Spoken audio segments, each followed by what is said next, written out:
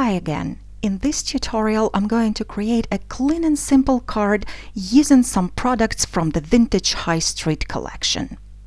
Yes, these products are meant to work with that large 3D card, but I just wanted to prove that they can be used for absolutely anything. So let's get started. First, I have created a 4¼ by 5½ inch card out of Kraft cardstock. I'm also going to attach a pattern paper panel on top, and this paper is from the previous release that is called Elegant Bathroom. That's just another proof of how versatile these products are if you just look at them differently. So now I'm applying some glue at the back of the pattern paper and I'm sticking it down onto the card front. Now all I have to do is to add some nice elements to it to create my composition. The first one is the window, and the dies are from the bench card mechanism die set. I've die cut both elements and I simply glued them together to create the arched window. Then I just want to give some kind of background to this outline image, so I'm applying some glue onto the die cut and then I'm going to stick it down on a scrap piece of vellum paper. I'm positioning it in the corner, and this way the two sides will be kind of already cut out. Then I'm simply going to let the glue dry a little bit. Then I'm using the scissors to cut out the rest of the outline. Vellum is a very convenient material for fussy cutting since it's pretty thin, and this way you're getting a nice clean edge. At this point I noticed that the paper is still showing through the vellum a bit too much, and this is why I decided to add just another not transparent layer to my window. So I'm applying some glue again, only behind the die cut, and I'm sticking it down onto the piece of cardstock. It's the same one that I used for the card base. After the glue is dry, I'm going to use the scissors again and cut out this image the same way that I did with the vellum. Now my largest focal image is ready, and I'm going to complement it with a couple more images from the same die set.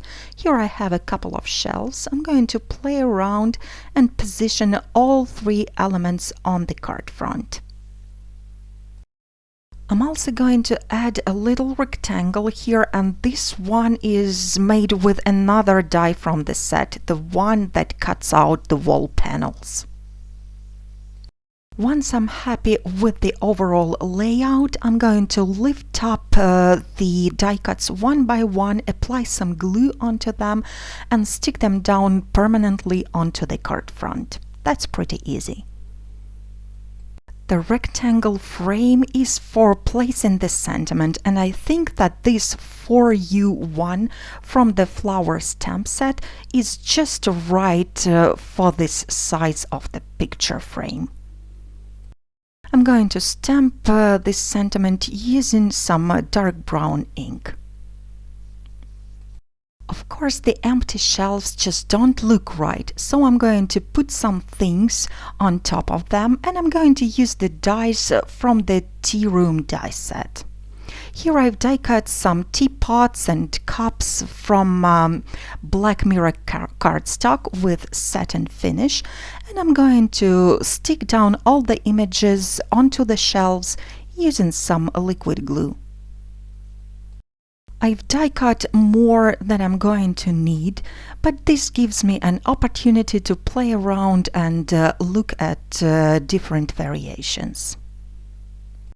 I ended up adding just a couple of pieces onto each of the shelves. And now it's time to add some finishing touches. I'm going to attach a few sequins onto the card front, and those sequins are actually more important than it might seem. Not only do they add some extra texture, but they also help me to balance out the composition. As you can probably notice, there's way too much black at the bottom of the card, but nothing at the top, and that makes things kind of heavy. And by placing just a few sequins at the top portion of the card, I can balance it out. I will also be adding a few golden ones, since they just work nicely with the background pattern paper.